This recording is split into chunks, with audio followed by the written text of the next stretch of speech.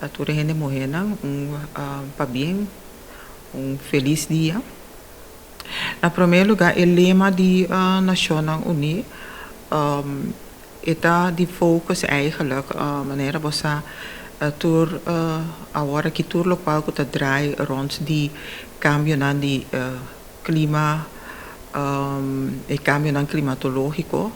ding scope die eigenlijk sostenibiliteit. Anto igualdade de gênero tá hopi importante, anto para Kiko é importante. Mi ha assim comunicado com minha Amanda, de facto, caminho me explica que nós na maneira eigenlijk o lema é, no, é para nós pensar riba je,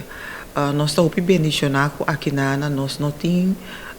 desastre na de natureza, dor de cambio de clima e caminha e ora é bota vai mira o na momento é igualdade de gênero não tá vai up e igualdade de gênero não tem para sobrar justamente gente mulher muita mulher não tá es não que vai sofrer mais tanto de qualquer problema of desastre natural devido a cambio de clima. Então me explica também que nós aqui na Bonaire nós temos hopi família que tem cabeça de casa, então é maioria, quase me risca a maioria de